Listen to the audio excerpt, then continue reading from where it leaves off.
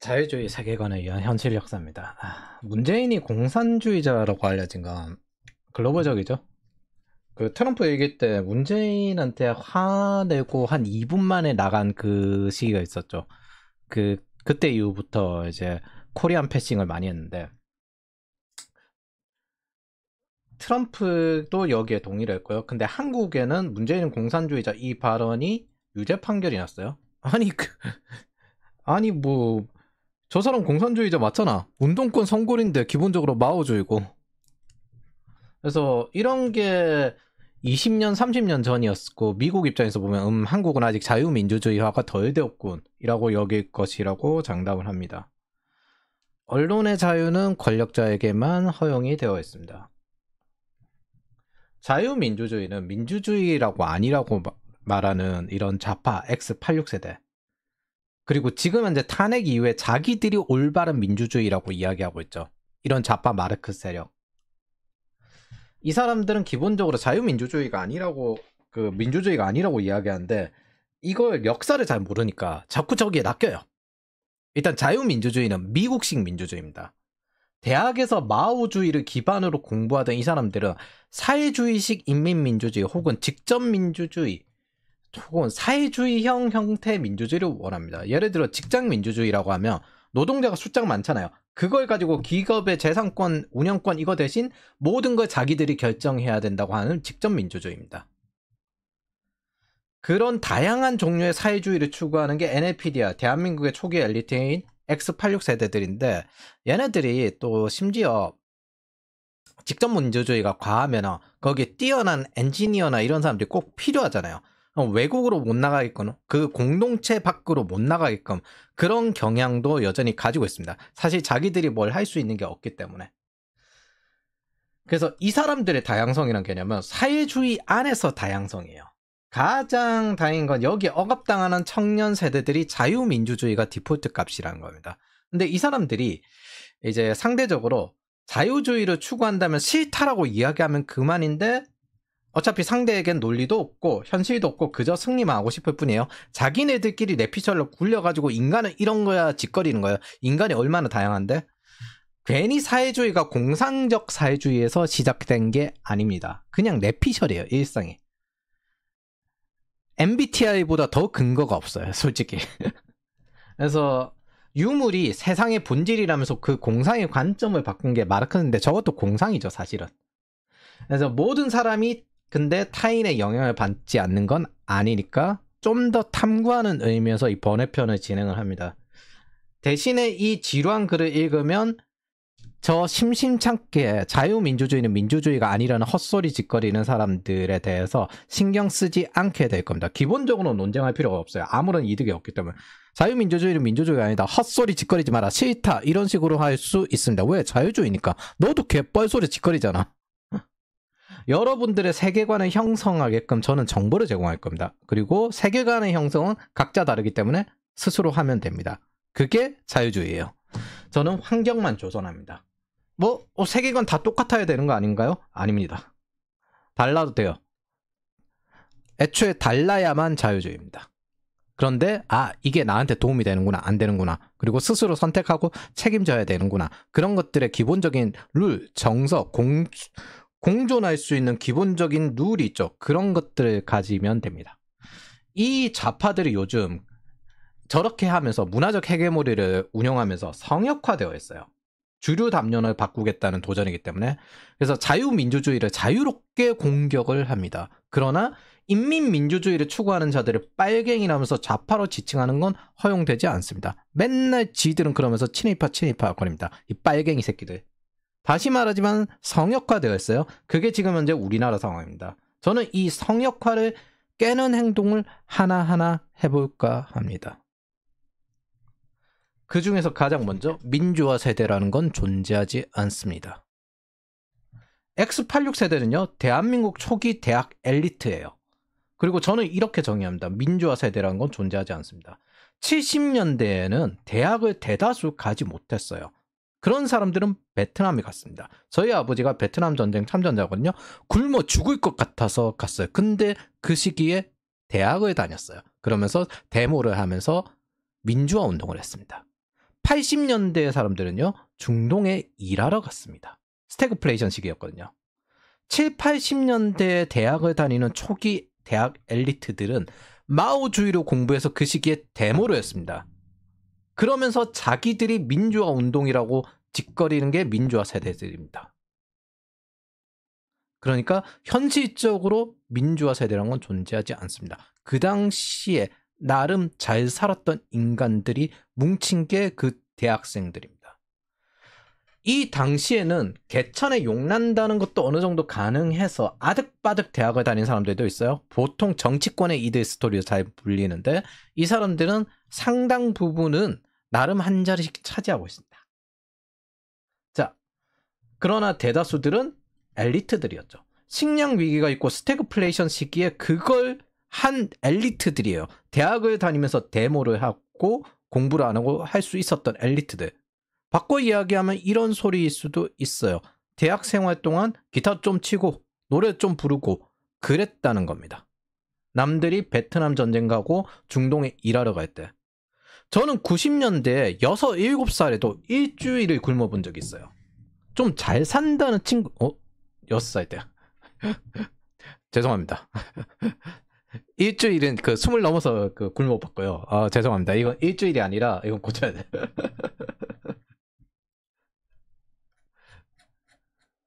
6, 7살 때 일주일 굶으면 죽어요. 그 하루에 그 계란 하나씩 먹은 적 있어요. 이거는 20살 때 일주일 굶어본 적 있어가지고. 네.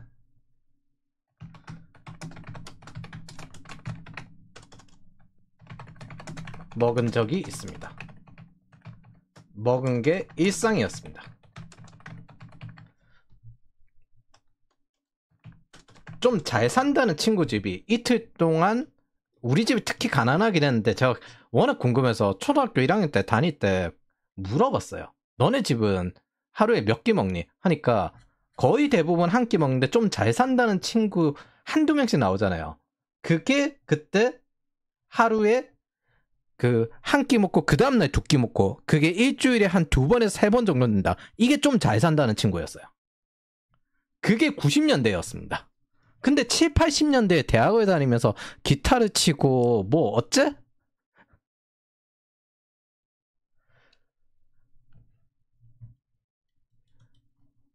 다른 같은 나이대 사람들이 중동에서 일하고 어렵게 삼적호황을 만들어내고 중공업으로 신산업혁명을 할 때 이 사람들은 대학에서 그렇게 했습니다.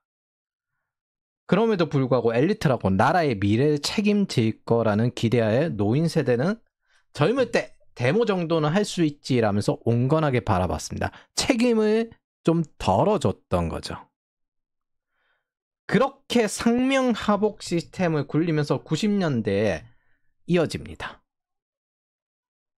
선배를 따라서 70년대생들은 90년대에 FTA를 반대하고 광우병 선동을 하면서 그대로 86세대 X세대가 되었습니다.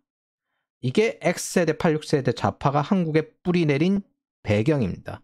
제가 뭐라고 했죠? 하루에 한 끼 계란 하나 먹는 게 일상이었는데 대학을 갔네요. 대학을 가서 농화를 하고 광우병 선동을 하고 그런 게 가능했네요. 보통 선거가 이루어진 X세대 시절에는 90년대에 농화를 다니고 N에게 학생운동을 하고 FTA 반대 광우병 선동을 했습니다. 즉 자기를 책임지고 살지 않게 하니까 이런 꼬라지가 나는 거예요. 이 사람들은 2000년대 대학생들에게 자신들이 이 90년대 민주화 운동을 했다고 했습니다. 보통 선거 시절인데 했다고 했어요. 그게 뭔데? 이거예요. 농화에 다니고 전농이랑 함께하고 FTA 반대하고.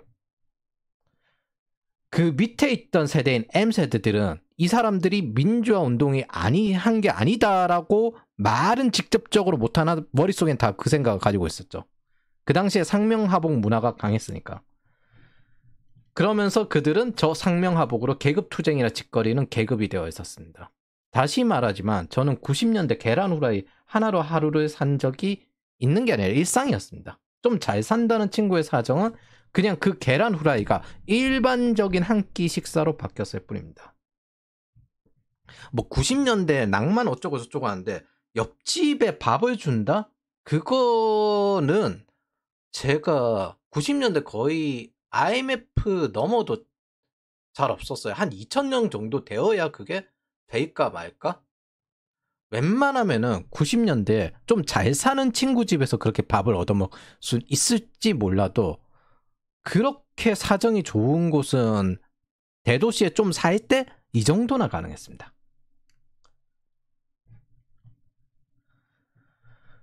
자, 그럼 저 세대들이 평생을 뭘 하고 살아왔냐? 노인 혐오를 하고 살아왔습니다. 윗세대가 죽으면 우리 시대가 온다. 그게 지금이에요. 이 사람들의 꼬리표는 민주화 세대, X세대가 아니라 착취 압제 세대라고 저는 정의를 합니다. 저는 그렇게 부를 거예요. 어차피 이렇게 꼬리표를 안 넣어도 MZ세대들을 어떻게든 뜯어먹으려고 할 거니까. 그 윗세대의 경제 성과를 최대한 폄훼하면서 독재로 이야기할 거고요.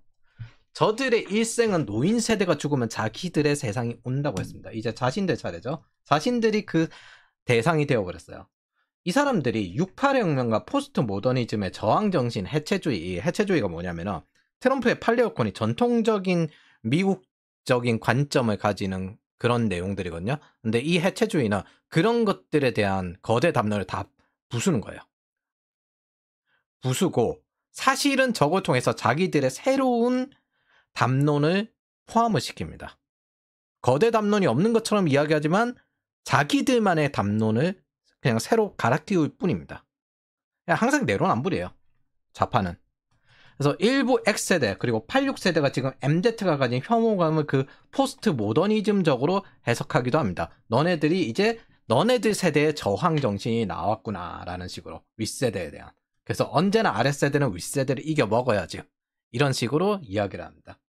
즉 사고의 세계관 자체가 완전히 다릅니다.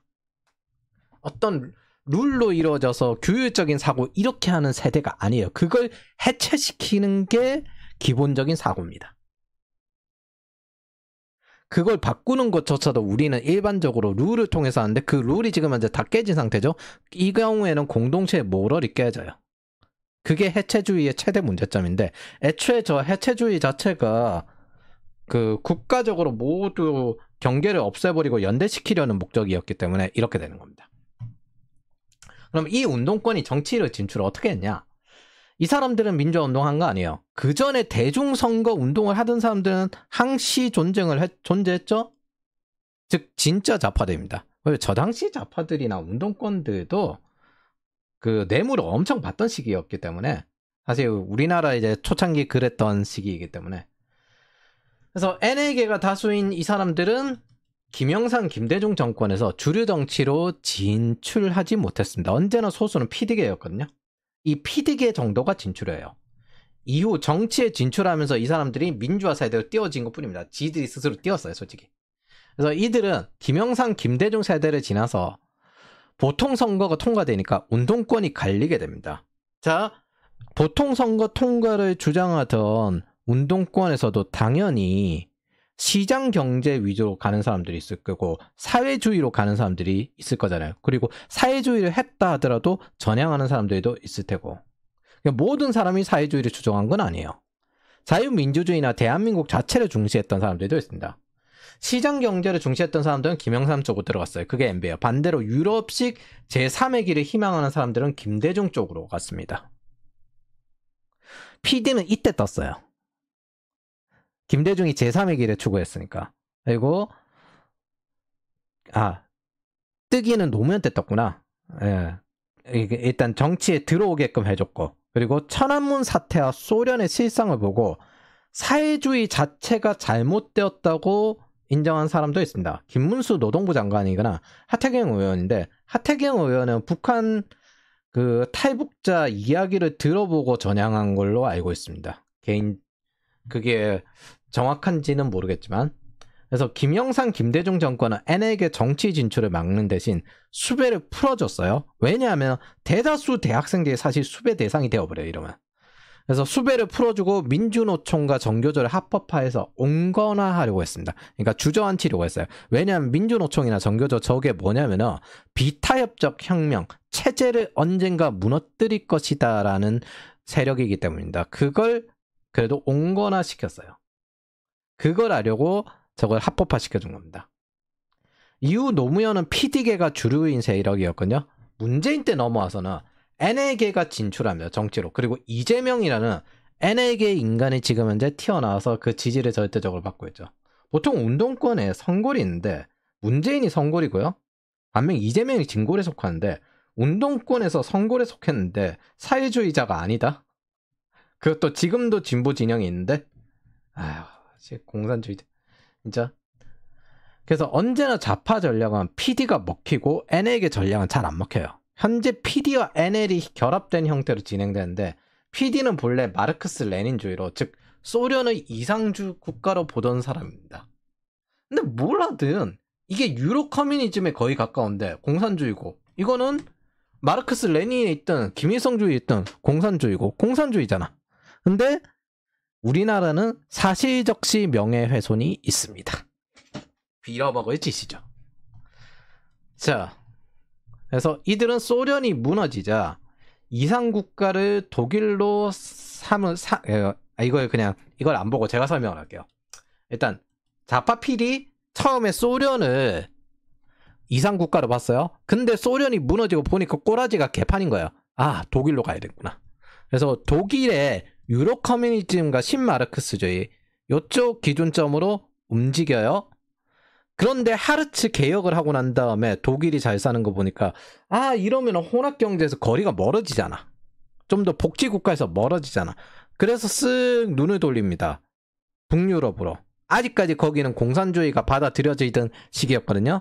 그러다가 최근에 2009년 서브프라임 이후부터 독일이 다시 혼합경제 위주로 좀 많이 돌아오니까 그쪽으로 시선을 돌립니다. 그러면서 거기에 전략을 많이 받아요. 왜냐하면 이명박 박근혜 정권 때 좌파들이 인기가 없었거든요. 과거처럼 총파업 이런 식으로 진행을 하면서 마르크스 레닌주의식 이런 활동을 하고 인민민주주의 해야 됩니다. 이런 식으로 나오니까 한국에서 안 먹히는 거예요. 인기가 없어요.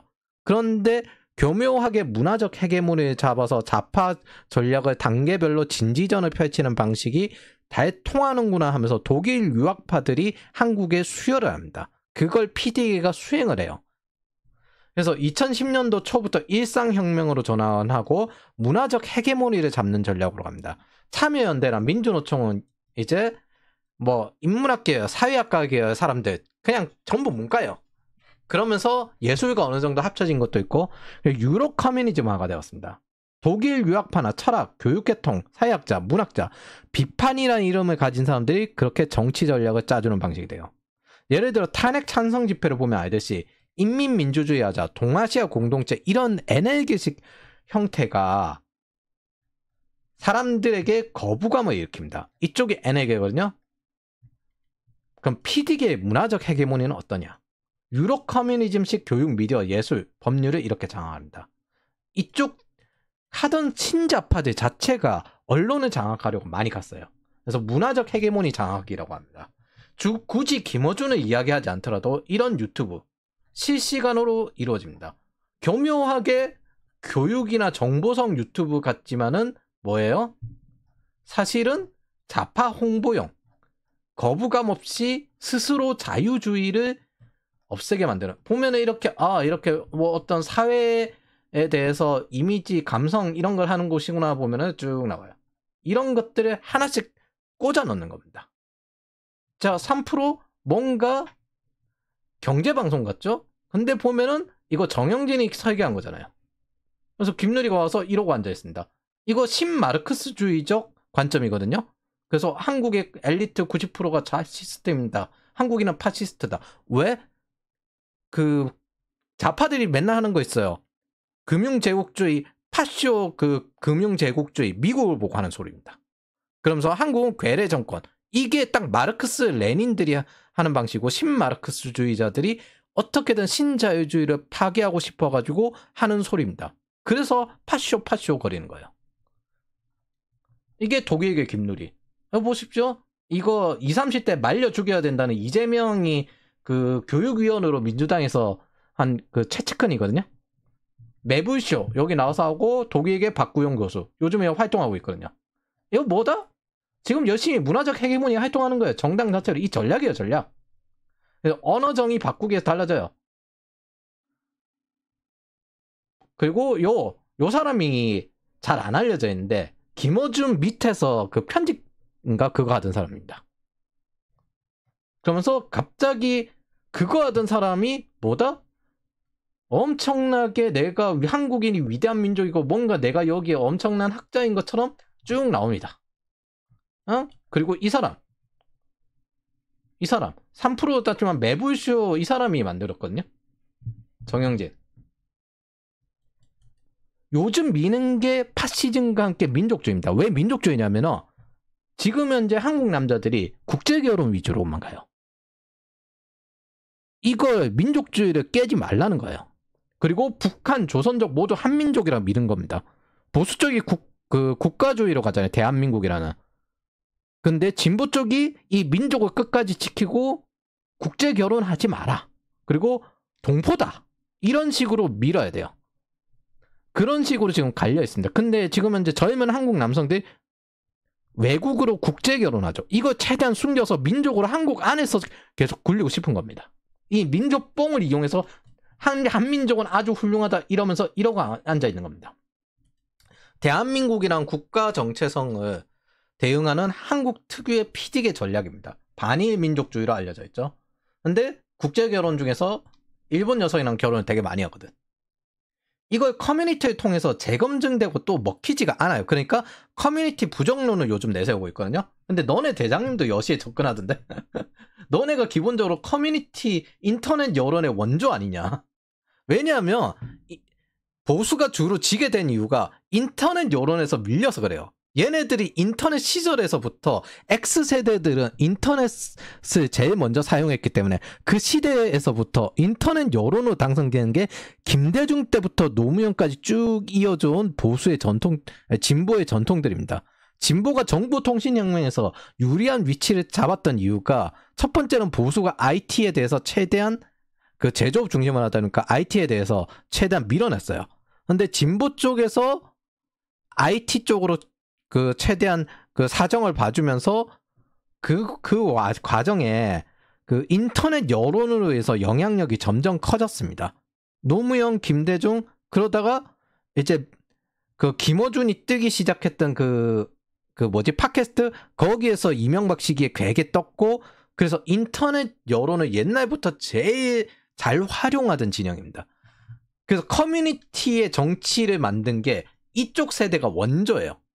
이 X세대와 이 진보 진영이 원조고 딴지일보도 그렇게 시작이 됐잖아요.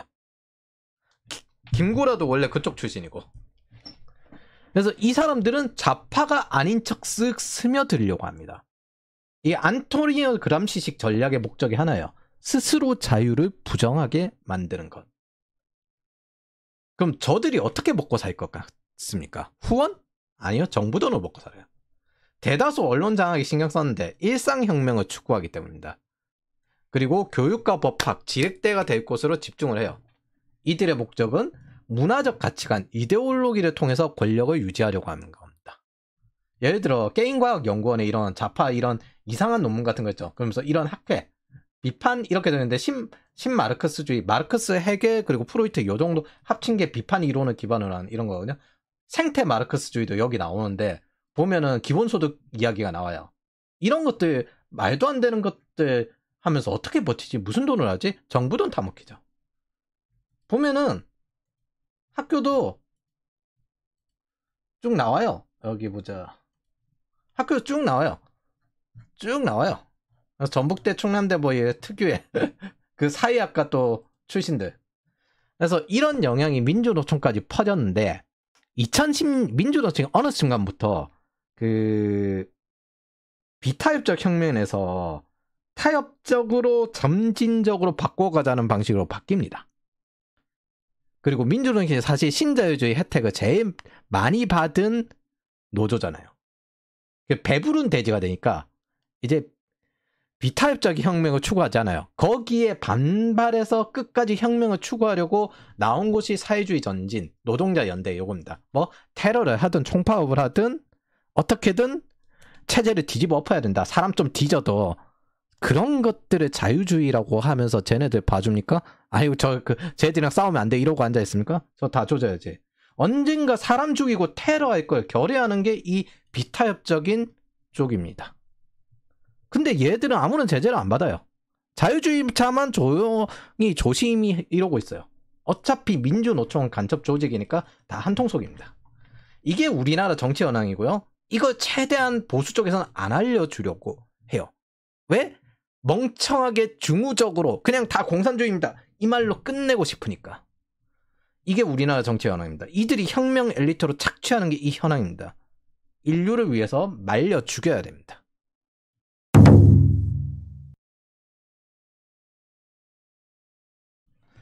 그 기간 동안 보수는 뭐였을까? 쟤들 인터넷 검열하려고 진짜 많이 하다가 이 꼬라지 난 건데 뭐 요즘은 이제 저쪽 좌파 쪽에서 카톡 검열 나오지만 쟤들은 인터넷 검열하려고 진짜 많이 했었거든요. 자기들의 지지자를 관리하기보다 허상에 빠졌어요. 일단 자유주의적 개념 자체를 제대로 활용하지도 않았습니다. 쟤들은 권위주의에 가까웠어요. 지금도 보수는 권위주의에 가깝죠? 국힘? 자, 쟤네들은 뭘 했냐? 잘 먹고 잘 살게 되면 이들은 보수가 될 것이다. 이 자식들 하는 짓거리 잘 보면 있잖아요. 저기 영국에 그 전통 보수주의 비스무리해요. 권위주의적이고 귀족적이고. 젊을 때 진보가 아니면 심장이 없고 나이 들어 보수가 아니면 머리가 없다는 소리 떠들면서 저 세대들에게 돈을 쳐주었습니다. 자기 지지자들 관리도 못하고 제 반대 진영에 열심히 너네들 언젠가 교화될 거야 이러면서 돈을 쳐줬어요. 근데 쟤들이 직접 민주주의 하는 직접 행동하는 인간들이잖아요. 거기에다가 좋게 해주면 돼?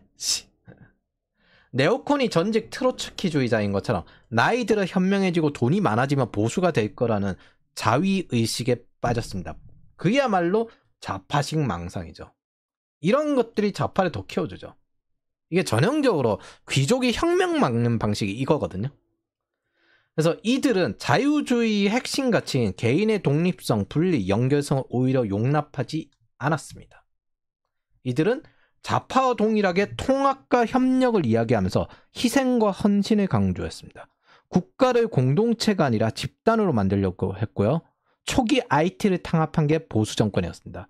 괜히 IT 업계가 강남경찰서 피해서 판교로 간 게 아니에요. 그리고 입으로는 반공을 외치면서 좌파와 게리맨더링 했어요. 나눠먹기.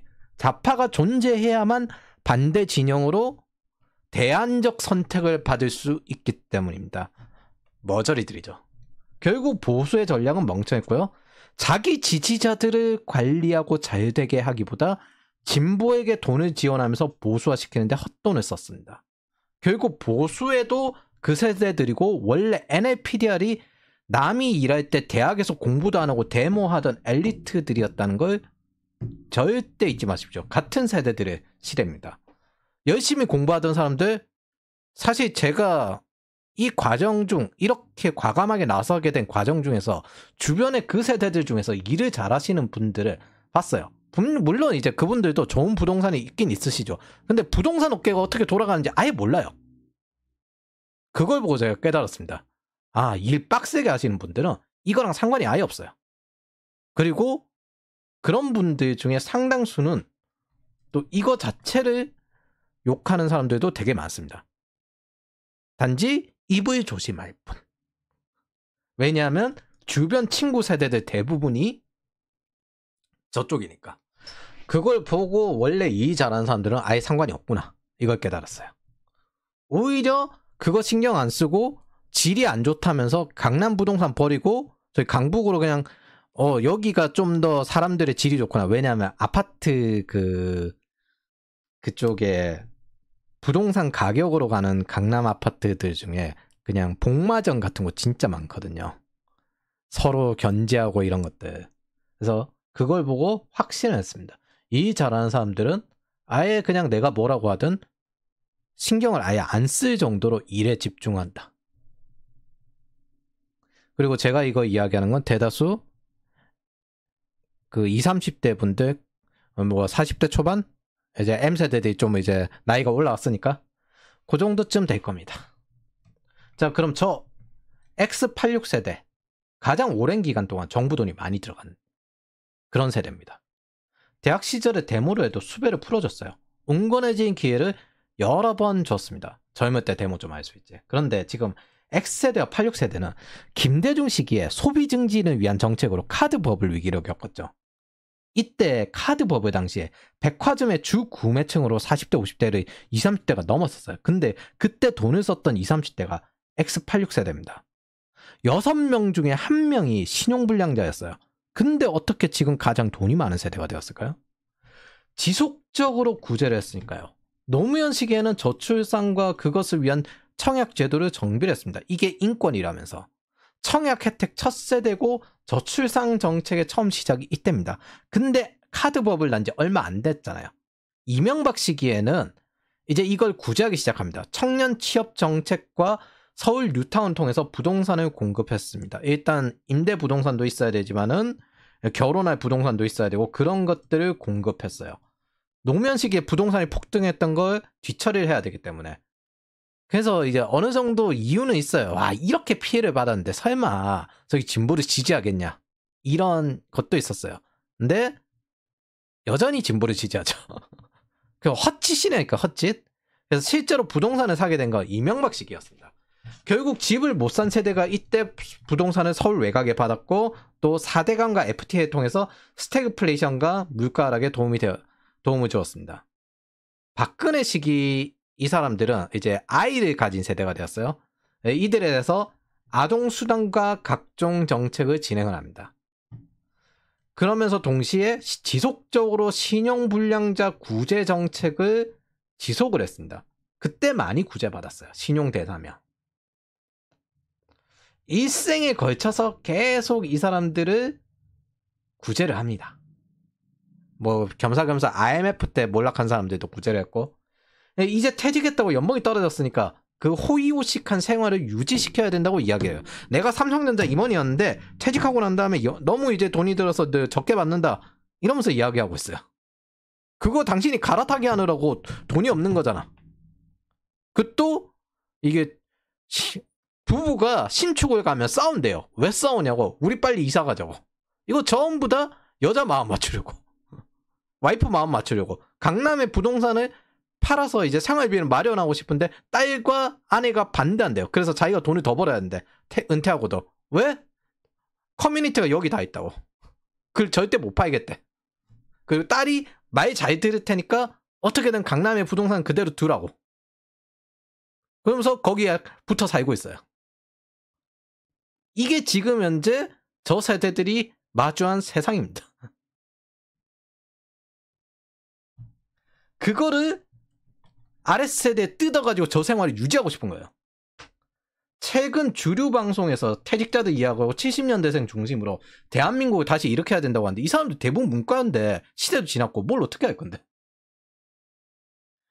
일생 내내 아랫세대의 미래를 갉아먹으면서 정부에 의존하며 살면서 이제 노후까지 책임지라면서 국민연금을 통과시킨 세대가 이 세대입니다. 아씨 근데 이게 내가 좀 그 감정적으로 뭔가 나와야 되는데 제가 저하고 진짜 직접적으로 관련된 건 아니니까 솔직히 나는 어떻게 해서 살 것 같아. 근데 그렇게 감정적으로 나오진 않아요. 약간 이제 전투력이 떨어져요 요즘. 이걸 이야기하면서 사실 말은 하고 있는데 분석은 다 되어 있으니까 말은 하고 있는데 나는 어떻게든 잘 될 것 같거든. 그래가지고 전투력이 좀 떨어집니다. 그건 좀 이해를 해주십시오. 이게 마음대로 되는 건 아니니까. 어쨌든 보수 진보가 그 세대가 다 포진되어 있습니다. 그러니까 손잡고 오샤오샤 하면서 잘 넘기지. 이 사람들의 일생은 자유시장 경제랑 가장 거리가 먼 세대들이야. 마르크스나 케인즈주의자들은 소비를 미덕으로 여깁니다. 그래서 그때 카드 버블도 있지만 지금도 가장 진보화가 심한 X세대가 돈을 제일 많이 쓰는 세대입니다. 우리나라 서비스업이 본격적으로 저세대 될 때 튀어나왔어요. 자, 그러면 이 세대의 특징이 뭐냐? 대학 시절 꼰대 문화를 그대로 직장에 이식한 세대입니다. 우리는 원래부터 이런 꼰대 문화 아니었나요? 약간 옛날의 문화는 거친 문화였어요. 거친 문화. 90년대 때리든 뭐 그런 문화처럼 약간 목숨 거는 문화? 그 당시에 프로 태권도 같은 거 하면은 일반인끼리 싸우는데 2명 중 1명이 실려가는 스포츠화 되지 않은 그런 문화. 그래서 그 당시 태권도 사범인데 뭐 외국 나가가지고 한 8명을 때려 눕혀가지고 이제 경찰에 채용되고 그런 이유가 애초에 그 당시에는 그런 시대였기 때문이다. 진짜 목숨 걸고 태권도 하는. 그래서 한국의 사업 문화는 이때 어떻게 됐냐? 90년대 IMF로 인해서 완전히 리셋이 되었습니다. 그러면서 다시 채우는 누구 채워요? 신흥 엘리트인 이 사람들로 포진이 된 겁니다. 노인들이 이거 나간 김에 뭐 그래도 저 젊은 엘리트들이 우리나라 좋게 만들어주겠지 하면서 자영업으로 많이 넘어갔고 그리고 자영업 몰락이 시작이 된 겁니다. 그리고 자영업이 이렇게 과도하게 많은 이유는 뭐 때문이냐면 제조업 위주로 굴려야 되기 때문에 구인 배수를 적게 만드는 겁니다. 왜냐하면 일자리가 적으면 적을수록 임금을 적게 줘도 되거든요. 그 구조 때문이에요. 일자리가 많으면 반대로 임금을 많이 줘야 돼요. 경쟁이 붙으니까. 그래서 임금을 적게 주려고 이렇게 굴린 겁니다. 이 사람들은 학생운동의 거대 담론, 집단동원, 상명하복 문화를 블루컬러, 화이트컬러 이 양쪽에 이식한 거거든요. 그래서 여러분들이 겪은 꼰대 문화나 가짜 노동은 전부 이 세대들 겁니다. 대학 시절부터 가짜 공부를 했고 꼰대 문화였고 오래전부터 내려오던 방식이 아니에요. 이 사람들은.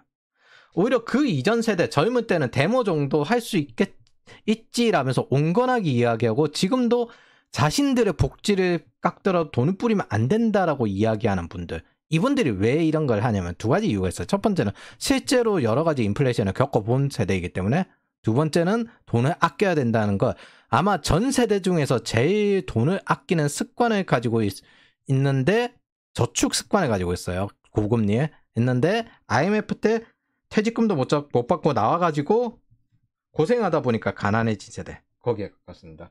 사실 돈 뿌리는 과정에서 저 사람들의 노후 자금이 계속 녹아요. 청년들의 구매력도 녹지만은 연금의 노후 자금도 녹아요. 딱 그 중년들만 좋아지는 거예요.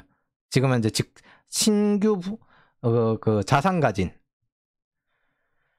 그래서 복지 국가를 희망한 것도 이들 세대부터 이렇게 됐습니다. 저는 20대 때 일을 하면서 얼마나 학생운동으로 갑질이 심한 세대고 계급주의자이면서 유물론자인지 잘 압니다. 이 사람들이 계급투쟁한다고 이야기하죠. 저 사람들의 기준점은 이겁니다. 사회주의는 아직까지 계급이 있다. 그거는 따라야 한다. 그러나 이걸 따르는 것 통해서 장기적으로 공산주의가 될 것이고 그때 계급과 무언가가 다 사라질 것이다. 그러니까 지금은 계급이 있어도 되고 어디 혁명 엘리트 앞에서 이런 식으로 직급에 대한 통제를 세게 들어갑니다. 갑질이 제일 심해요. 이 사람들 중에 일에 도전하면서 살아간 사람 드뭅니다. 그런 사람들 애초에 이건 상관없어요. 기본적으로 한국 정치에서 보수와 진보가 똑같습니다. 이 사람들 초기 엘리트 세대. 사상 자체가, 사고방식이 다 똑같아요. 보수는 국가 주도 경제를 추종하는 프랑스식, 일본식이고, 제가 유럽 경제에서 제일 또라이식 경제가 이탈리아, 프랑스 이렇게 생각을 하거든요. 요 두 개예요. 여기 일본식은 진짜 또라이.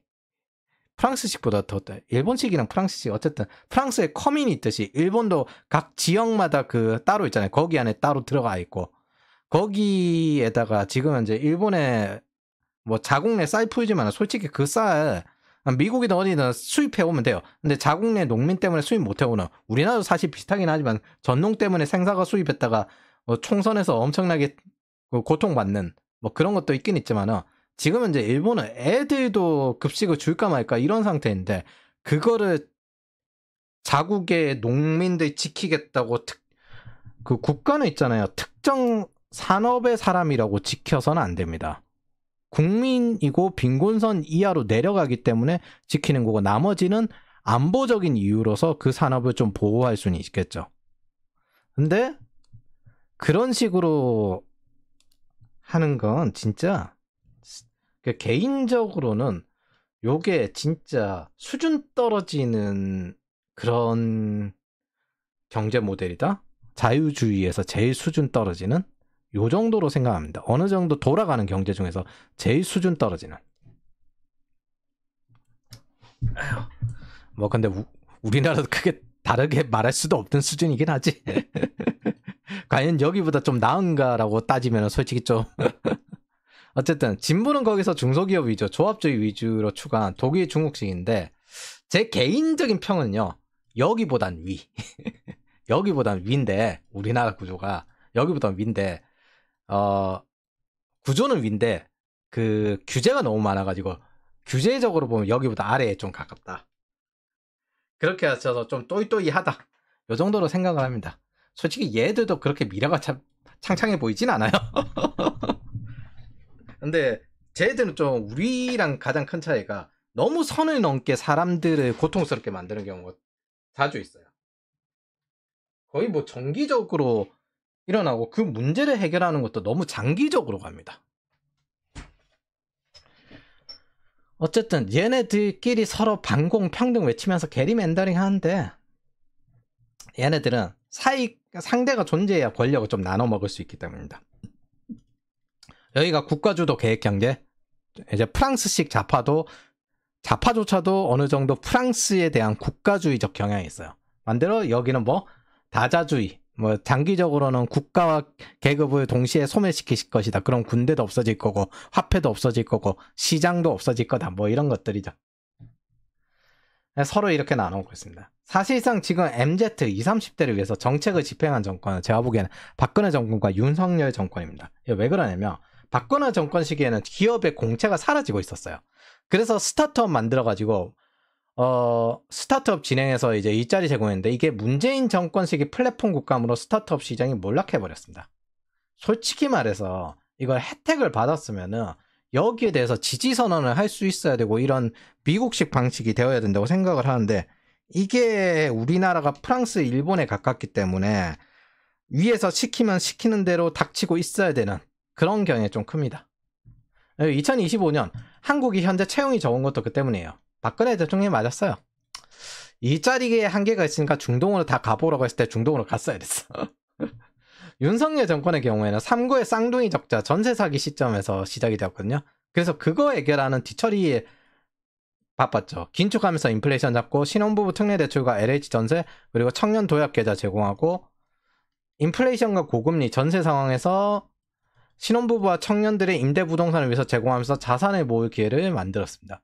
솔직히 말해서 이것 때문에 증가했다라고 하기 출산율이 증가했다라고 하기에는 너무 국제결혼이 많죠. 국제결혼은 증가했죠, 솔직히. 그런 부분에 차이가 있습니다. 그래도 살 길은 터놨다. 그리고 요거 청년 도약 계좌 요거 만들어졌죠. 인플레이션 좀 대응해서 자산 좀 모으라고. 왜냐하면 자산 모으는 속도가 너무 늦었다고 통계가 나왔거든요. 이전에는 이거 있어도 안 했어요. 거의 통계에 맞춰가지고 행동한 건 유일한 최초로 보여요. 제가 보기에는 개인적으로는. 어쨌든 두 정권 다 여기 실패했고 계급 이동성 깨졌고 청년들은 다시 노예로 처박았습니다. 이 NLPD와 저 세대들이. 그 좌파에 익숙해지다 보니까 계급 이동성이 아니라 불평등 해소가 가장 중요한 가치로 여깁니다. 그냥 개천에서 용나는 거. 이게 진짜 중요한 건데 신규 대기업이 나와야 그 나라가 더 버틸 수가 있게 되고 단단해지고 새로운 일자리도 그리고 대기업이 할 수 있는 혁신 뭐 글로벌 사업이나 이런 거 대기업에 스타트업이 안 하잖아요. 그런 것들이 나오는데 그걸 못하는 거죠. 보수는 정부 지출을 줄이고 불평등을 인정하고 계급 이동성을 만듭니다. 그렇게 계급을 없앱니다. 장기적으로. 왜냐하면 계급의 중요성을 없애기 때문이에요. 뭘로 간다? 직급으로 능력을 기여한 걸로 그 다음에 얼마나 영향력을 미친 걸로 이런 걸로 점점 바뀌게 되는 겁니다. 근데 진보는 뭐예요? 돈을 뿌려요. 자산 상승으로 불평등을 계급화로 만듭니다. 일을 잘해도 자산은 못 사. 또 올라. 내가 일을 잘하면 잘할수록 세금 걷어가 돈 뿌려가지고 저 자산이 또 올라. 그렇게 불평등을 다시 양극화시키고 떠듭니다. 뭘 해도 불평등은 커지지만 계급 이동성은 있느냐 없느냐 이 차이가 나게 됩니다. 이거 없애는 법 간단해요. 아코디온이라고 하는데 저는 이렇게 아코디온이 쫙 펼쳐지잖아요. 여기 위에 상위 계급들도 있지만 여기에 대출 받아가지고 버티고 있으면서 그 대출을 계속 연장하면서 그 안 갚아도 되는 요 신용으로 만드는 거 있거든요. 그 신용 때문에 다시 밑에 신용 100원을 받고 이걸 한 번에 빡 해서 파산시켜버리면 됩니다. 중산층은 파산시켜버리면 돼요. 그러면은 여기 위에 있던 부동산 부채 있던 사람이 한 번에 쫙 다 내려와가지고 다 파산하고 자살 좀 하고 그 다음에 가정 좀 붕괴되고 이렇게 됩니다. 이게 싫어서 제가 리세션을 최대한 좀 싫어했던 거거든요. 그리고 난 다음에 다시 올라가면 돼요. 근데 생각해보니까 이 리세션이 나면 공황론이라면서 공산주의 어쩌고저쩌고 하는 인간들이 보니까 이 리세션의 피해자들이 요 NLPD야 요 세대, X세대, 86세대들인 게 첫 번째. 두 번째는 한국은행의 2015년 부동산으로 가면은 출산율이 1.3으로 올라간다. 솔직히 저도 결혼 안 한 입장에서 이걸 이야기하는 건 좀 그렇긴 하지만 이렇게 올라간다 이야기를 나왔거든요. 그걸 보고 오히려 이게 대한민국을 위한 건가? 이런 확신이 들었습니다. 그리고 청년들을 다시 신흥 중산층으로 만드는 거죠. 이렇게 되면 계급이 교체가 돼요. 이게 딱 카드법을 망하고 난 다음에 다시 살리면서 되돌아가는 그 방식이랑 똑같은 건데 어쨌든 뭘 하나 스스로 만들지 못하는 문과혁명 엘리트들에게 대가를 치르게 해줄 시기가 오는 것 같습니다. 저는 글로벌 리세션을 다시 바라보고 있습니다. 어제 우리는 비효율적이고 관료제적이고 악압적인 대한민국에서 유지만 시킬 수 있을 정도의 보상으로 착취를 당하지만 희생과 헌신을 요구받고 죽이는 거 하나는 진짜 쉽게 할 수 있죠. 이거는 가능해요. 이걸 어떻게 보복하는 것 자체는 쉽게 가능합니다. 아직 제 마음의 준비가 안 돼서 말을 못할 뿐. 죽이는 거 하나는 매우 쉽게 할 수 있습니다. 이제 전례도 생겼죠. 의회만 잡고 대통령이 있으면 탄핵을 30번이든 100번이든 이유만 갖다 붙이면서 정부를 마비시킬 수 있고 수사 과정도 될 수 있어요. 일단 언제든 10년이든 20년이든 정권 한번 바꿔가지고 다 조지면 됩니다. 그럼 지금 문재인, 이재명 아씨 그때쯤이면 이제 관타나모까지 다 처박을 수 있겠지. 감옥을 갔다 오는 게 아니라. 근데 제가 아직까지 이 노드를 포기하지 못했어요. 마음의 준비도 못했고 그리고 대가를 치르긴 치르게 해야 되는데 어느 정도 전투력이 올라오면 할 겁니다. 이게 기본적으로 분노가 있으면 이 전투력이 올라올 건데 저하고 직접적으로 관련된 건 아니다 보니까 분노가 별로 안 생겨요. 그래서 최대한 이성적으로 이야기할 수밖에 없을 겁니다. 어쨌든 나름 감정적인 척하거든요. 솔직히 별 감정이 안 생겨요. 네, 그건 좀 양해해 주십시오. 어쨌든 저는 리세션을 바랍니다. 제가 깨달은 게 이거예요. 리세션 없이는 책임감도 없다. 청년들에겐 기회가 필요하다. 지금까지 어땠습니까? 보수들이 침체를 막겠다고 후처리로 어떻게 별별별 했는데 쓰레기 소굴로밖에 안 됐습니다. 노무현 이후 보수는 좌파가 저지른 사고에서 어떻게든 잘 수습하려고 했습니다. 이명박 박근혜 정권이 노무현 정권 동안 부동산이 폭등하고 개고생했던 걸 저는 너무 어릴 때라서 경제가 망했다라고 하는 게 무슨 뜻인지 몰랐어요. 저 당시에는. 근데 노무현 정권의 부동산이 문재인처럼 올랐거든요. 그랬으니 경제가 엄청나게 작살이 났겠죠. 그거를 노무현 성과를 보십시오 어쩌고저쩌고 하는데 문재인이랑 똑같은데 무슨 노무현 성과를 어쩌고저쩌고 해. 그렇게 부동산 폭등이 났었는데 그걸 해결한 게 이명박 박근혜 정권이었습니다. 윤석열 정권이 문재인 정권의 수습이었어요. 타이밍도 똑같아요. 서프라임이 났고요. 그리고 팬데믹 인플레이션이 났고요. 근데 이렇게 해결하면 뭐합니까? 문제가 안 생기니까 오히려 이 사람들만 지대축을 통해서 양극화 일어나고 그 지대축으로 이익을 챙겨먹는 좌파 정권을 다시 살려냈습니다. 결론이 이겁니다. 좌파 정권을 막은 게 아니라 좌파 정권을 살려냈죠. 여기다가 문제가 하나 더 발생합니다. 그래 보수가 다시 나와요. 이미 너무 양극화가 됐고 계급 이동성도 없고 여기에 뭐 신규 투자도 안 일어나고 이러다 보니까 윤석열 정권처럼 긴축을 할 경우 불평등이라는 역동성이 생기기에 더욱 불평등이 생깁니다. 이미 투자 자금이 너무 다 나가버렸어. 외국으로. 이게 답이 없어. 그래서 긴축을 해도 이제 불평등이 더 심해지고 새로운 계급 이동성이 안 생겨요. 오히려 그냥 기득권 영향력 줄이는 것밖에 없습니다. 신흥 대기업이 안 나와요, 이제. 이게 규제 개혁하고 투자 자금이 돌아와야 되는데, 지금은 이제 스타트업이 다시 생존하기 어려운 상황입니다.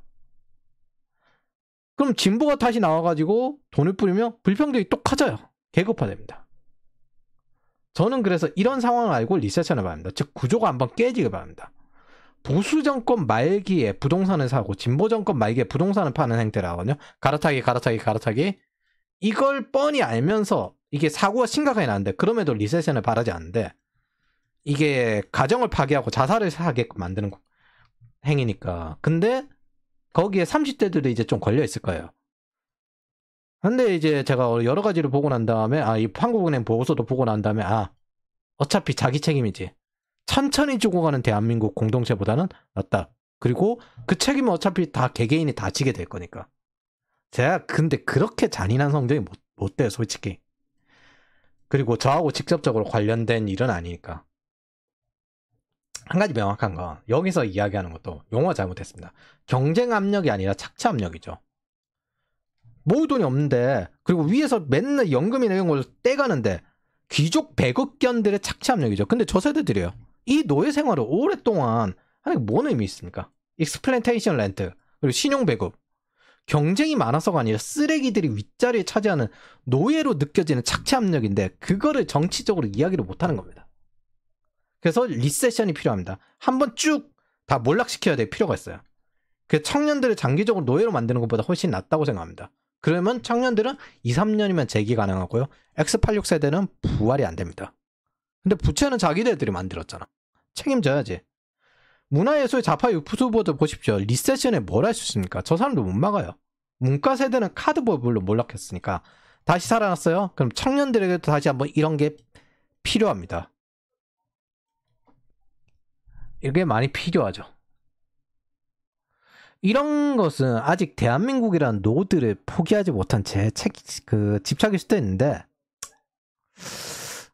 어쨌든 그게 86세대 자식인 20대들이랑 X세대 자식인 10대들에게 정체성적인 보복은 되지 않길 바랍니다. 좌파 싸우면서 아무리 마음에 안 들어도 잘 안 돼도 유물론 정체성을 따지긴 좀 그래요. 그래서 그건 안 하는데, 대신 86세대와 X세대는 처참하게 망해도 동정하지는 않을 겁니다. 그게 지금은 딱 제 상태입니다. 홀로 서야 하는 게 자유주의니까.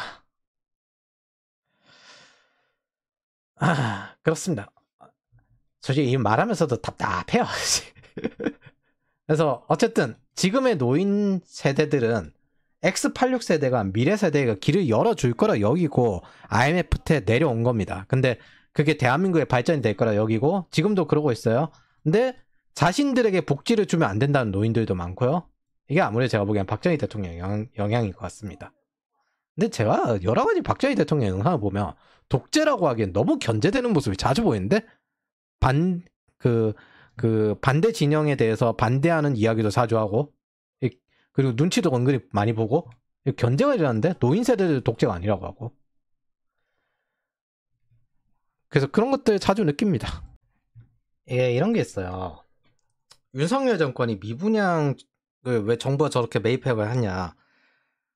버냉키 논문으로 경제 위기는 금융사고에서 시작됩니다. 그럼 그걸 망하게 두고 은행까지 파생이 되면은 대한민국 구조가 깨져버립니다. 보수는 부동산이 폭락을 하면 침체에 들어가고 그게 경제 공황으로 이어진다는 건 알아요. 그래서 딱 오른 만큼에서 유지가 되길 바랍니다. 살짝 떨어져도. 그리고 금융사고로 이어지지 않길 바랍니다. 거기에 여러 가지 개입을 합니다. 근데 그게 일반적으로 따지면 정상적인 행위거든요. 가정 파괴하고 그 다음에 자살 좀 나고. 근데 지금 시기 보면은 전세 사기 나가지고 청년들이 자살하지 차라리 중년들이 자살하라고 하세요. 이제 험한 게밖에 안 느껴집니다. 리세션이 필요하고 어차피 간청도 설득도 10년 넘게 했는데 이걸 왜 하고 앉아있습니까? 정치권에서는 수십 년을 했고. 그런데 저들은 거기서 이제 배불리 먹고 다시 유튜브로 세뇌할 생각밖에 없죠. 자기들이 옳다고. 과거는 보지 말라고. 그러니까 이제 어느 누구도 정부 재정을 아끼지 않습니다. 여기는 유사국가가 되어버렸어요, 솔직히. 뿌리고 다시 부동산이란 도박장가고 청년은 신용 배급견으로 만들어져.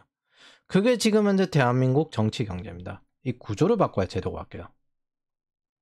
각자 도생이나 헛소리는 하지 마십시오. 언제부터 좌파 통합주의자였습니까, 당신이? 통합은 있잖아요. 돈을 받는 집단에서 그 의무로 행하는 거. 그리고 적당히 선이 있어요. 국가는 공동체지 집단이 아닙니다. 이거 진짜 구분을 못해요. 집단과 공동체. 시장 경제는 원래 각자 도생입니다. 오히려 그 독립성, 연결성, 분리성 때문에 시장 경제란 하는 겁니다. 그래야 전체적인 네트워크가 어디가 부서져도 회복이 빠르고 전체적인 공동체 위협이 안 되니까. 공동체 안에서 이익 집단, 협력 집단인 기업, 시민단체 이런 것들 개별로 망해도 상관없어요. 전체 공동체는 안정적으로 살아남고 다시 회복이 됩니다. 근데 국가가 망하면 안 되기 때문에 그래서 국가를 공동체주의로 굴리는 겁니다. 그게 괜히 끝까지 살아남은 게 아니에요. 자유민주주의가. 다양한 개인과 집단과 그런 모임입니다. 그런데 집단주의를 한 국가들이 있었거든요. 이 국가들이 공동체주의 국가들에게 무너졌습니다. 이건 내생적으로 무너진 경우가 사실 제일 많긴 한데 외생적으로 충격이 와도 못 버팁니다. 내생적으로 못 버티니까 당연히. 그래서 가장 강한 내생적인 구조가 공동체주의예요. 외부에 의존해서는 홀로 서지 않으면 못 버텨요. 그래서 국가가 안 망하려고 집단이 아니라 공동체를 굴리는 겁니다. 통합을 안 하는 거예요. 억지로라도. 그리고 이질성으로 새로운 리더가 나와서 그 시대에 필요한 해결책을 제시해주길 바라는 겁니다. 이 과정은 서로 견제하는 자유민주주의 하에서 이루어지는 겁니다. 근데 견제 없는 민주주의 하는 그런 통합을 위주로 돌아가면은 그때부터 딱 나치 꼬라지 나는 거예요. 그게 직접 민주주의고 직접 행동을 하고 하는 주의고. 그래서 오히려 이 공동체는 경쟁을 통해서 성장을 합니다. 공동체의 모럴과 교육 프로세스가 지켜지는 하에 뭐 법을 바꾸고 싶다 그럼 거기에 관련된 프로세스가 있어요. 불만이야? 그럼 이기고 다시 잡아. 근데 지금 한국의 상태가 공동체의 모럴이 지켜집니까? 이미 선거 전부터 탄핵을 하겠다고 정부를 마비시켰어요. 이제 더 이상 선거 승복이란 개념은 없습니다. 전례는 생겼어요. 이제 죽고 죽이는 것밖에 없어요. 20, 30대를 2018년부터 지속적으로 착취하면서 일생 내내 자기들은 미래세의 가능성을 지원받고 스스로 일어나지를 못했는데 이제 노후까지 해결하라고 하고 있습니다. 이게 공동체의 모럴이 지켜지는 겁니까? 국가라는 공동체가 약속하는 거는 번영, 자유, 안정, 법치주의입니다. 이 네 가지 중에 뭐가 지켜졌습니까? 이거 다 망했어요. 이제 뭐 번영이 아니라 쇠퇴, 자유가 아니라 평등, 안전이 아니라 인권, 법치주의가 아니라 이제 권력투쟁이 되었습니다. 이건 이겨도 이익이 남는 게 없어요. 여기에 에너지를 안 쓰고 이 노드 자체를 일단 상변화 때까지 다시 버블을 다 꺼뜨려버리고 다시 쌓기 시작할 겁니다. 그간에 보수가 리세션을 막기 위해서 여러 가지 했던 것들을 다 버리고 리세션 시키는 게 제 계획입니다. 상변화가 날 때까지. 그러면 구조 변화가 나든 아니면 다 뒤지든 둘 중 하나가 되겠죠. 그래서 8697의 노예는 그 말을 담는 걸 담는 사람들은 일단 주변에서 우선 배제시켜야 됩니다. 처참하게 망하기 바라요. 제가 바라는 건. 이런 곳에서 살아남기 위해서 여러분들은 하드파워를 기르셔야 됩니다. 성장은 언제나 홀로 시작되고 연대해서 효과가 확장되는 거예요. 성장 속도가 확장되는 겁니다. 그래서 성장은 홀로 하되 성장 속도를 키우고 싶으면 영감을 주고받도록 연결이 되어야 되는 겁니다. 통합이 되어선 절대 성장이 안 돼요. 각각의 속도마다 다르기 때문에. 제가 지금까지 전투력이 충분히 올라오지 않았는데 제가 하고 싶은 말이 이겁니다. 집단의 성공에서 이익을 얻는 건 언제나 집단의 최상위들인데 집단의 실패에서 가장 큰 책임을 지는 건 집단이 아니에요. 개인입니다. 개인이 책임을 제일 많이 집니다. 집단의 어떤 결정이라도 실패에는 개인이 가장 큰 책임을 집니다. 왜 자유주의가 개인주의와 가장 깊이 연결이 된 사상이냐? 자유주의는 이기주의가 아니라 공동체든 집단이든 책임은 개인이 제일 많이 지기 때문에 개인주의와 연결된 사상입니다. 그건 공동체든 집단이든 책임은 개인이 제일 많이 지고 개인이 제일 퍼포먼스를 냅니다. 국가가 개인에게 깊이 관여되지 않도록 하는 게 자유주의예요. 그래서 왜? 책임은 그 개인이 결국에는 뭘 어쩌든 제일 많이 지기 때문에 공동체 안에서 스스로 집단을 선택해서 회사를 가고 그 공동체 그 자체도 선택해서 외국으로 갈 수 있게끔 그렇게 만든 게 자유주의입니다. 그래서 저는 리세션을 바라고 우리에겐 변동성, 역동성이 필요하고 추락한 X세대, 86세대는 다시 일어나지 못할 그런 상변화를 바랍니다. 뭐 물론 다시 배급하는 배급견 시스템으로 돌아갈 수도 있어요. 근데 그럴 거면은 X86세대가 바닥에 깔려야지. 왜 계급 이동성 없이 MZ세대가 아래에 깔려야 됩니까? MZ세대가 위에 올라가고 X86세대가 그간에 뜯어먹었던 거 토해내는 과정으로서 인생 한 30년 정도를 날려버리는 것만큼 좋은 결과가 어디 있습니까? 받은 만큼 토해내야지. 그때쯤 되면 구매력이 어떻게 하락이 되는지도 이해가 될 겁니다. 돈을 뿌리면 뿌릴수록 내가 연금으로 받는 게 계속 약해지고 내 자식도 일을 해도 가난해지고 이걸 경험해봐야죠. 자기들이 한 만큼. 뿌려도 화폐 구매력이라는 개념이 있구나. 이 사람들이 노인과 청년들 대상으로 그렇게 했던 것처럼.